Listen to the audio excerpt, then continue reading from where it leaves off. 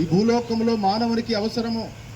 ఈ రోజున మనలో అనేకులలో ఒకరి ఎడల ఒకరికి కోపము, తాపము, పరితాపము, ద్వేషము, కుట్ర ఆలోచనలు, ఇలాంటి వాటన్నిటిని యేసు ప్రభువు అవి కనబడకుండా కనుపరిచి, ప్రేమను కనుపరిచి, క్షమాపణను కనుపరిచినటువంటి వ్యక్తి యేసు క్రీస్తు.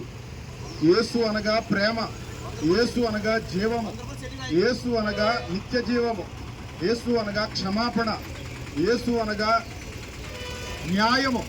గనుక ఆయనలో న్యాయం ఉంది. ఆయన సర్వశక్తిమంతుడు, ఆయన జీవమై ఉన్నాడు, ఆయన ప్రేమయ్య ఉన్నాడు, ఆయన క్షమించే దేవుడు. కనుక అంతటి ఘనమైన కార్యమును ఈ లోకంలో ఎవరు చూపించలేరు. కనుక శిలువ మ్రానుపై ప్రభువును వేలాడదీసినప్పుడు యేసు ప్రభువులో ఎక్కడ కోపం కనబడలేదు. ఈ రోజులలో నిజముగా దేవుడుగా కనబడిన వారిలో ఈ లక్షణాలు మనము గమనిస్తున్నామా? అనగా యేసు ప్రభు ఒకరిని హతమార్చలేదు, యేసు ప్రభు ఒకరిని దూషించలేదు, యేసు ప్రభు ఒకరిని తిట్టలేదు, కొట్టలేదు. తిరిగి ఆయనను చంపుతున్న వారిని క్షమించినటువంటి ప్రేమ యేసు ప్రభులో ఉంది. క్షమించినటువంటి ప్రేమ యేసు ప్రభులో ఉంది. క్షమించినటువంటి ప్రేమ.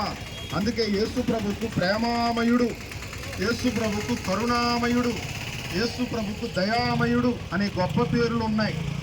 ఎంత గొప్ప దయ, ఎంత గొప్ప ప్రేమ ఈ ప్రపంచంలో ఎక్కడా కనబడదు. ప్రియులారా, యేసు ప్రభు ఈ రోజుకు ఉన్న ప్రత్యేకత ఏమిటంటే, ఈరోజే 2000 సంవత్సరాల క్రితం తిరిగి లేచినటువంటి గొప్ప రోజు, మరణించి తిరిగి లేచిన గొప్ప రోజు. అంటే యేసు ప్రభు మరణాన్ని జయించిన రోజు అనగా శరీరాన్ని జయించిన రోజు. ఆయన ఈ లోకంలో శరీరాన్ని